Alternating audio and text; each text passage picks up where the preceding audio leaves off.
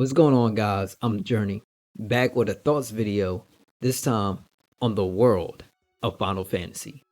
This one stars two siblings, Lon and Rain. They are very colorful. The brother is a he's an airhead, essentially. He's very carefree, um, but he can be dependable. The sister, she is assertive. She is assertive. That woman can scream. She can scream. On a real note, okay, so basically what happens is, for the story, they are home, but then they realize that there's nobody else around them and everybody's kind of disappeared. There's this one lady who's drinking a cup of coffee.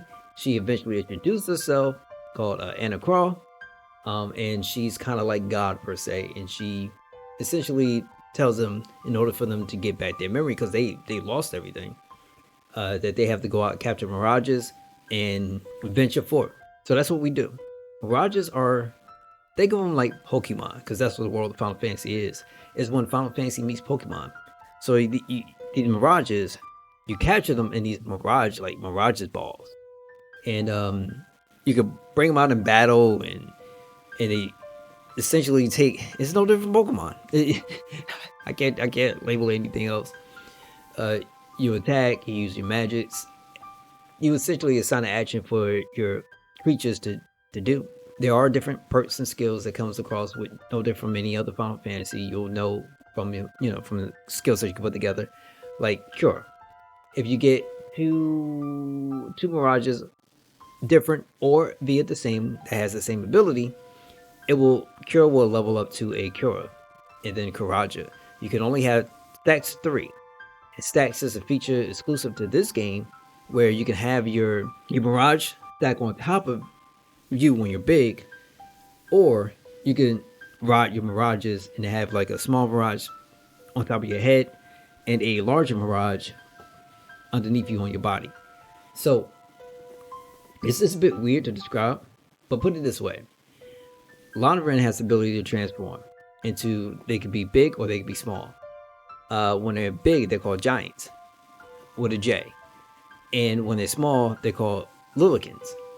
Now, when you're Lillikins, you can ride bigger, you ride bigger Mirages and have a small one on the top of your head, so you only get a stack of 3, remember. When you are giants, all Mirages will stack up on your head from medium, small size, and that's how they're classified. You have small Mirages, medium Mirages, and large Mirages. And so a lot of them do share abilities, and some of them share abilities amongst each other. It depends. They all have different trees, and they are variants of different monsters. So it feels different, because some Mirages have the ability called Joyride, and you can ride them. So it's weird riding a Malibro around. The same thing that casts bad breath and give you all these stats elements. Yes, you can ride it. But it's a wonderful, very friendly and open kind of Final Fantasy. And I know a lot of people are not really into it. There wasn't really that much interest. Unfortunate for them, but that's just how it works. This is one of the, in my opinion, this is one of the Final Fantasies, or at least the spin-offs, that are really nice. And I enjoyed it as much as any other of the mainline stories. The dialogue is very funny and it's interesting. The story is very lighthearted. It's really nice. It's really nice. The music is wonderful as well too. As with all Final Fantasies, I continue religiously and constantly keep saying.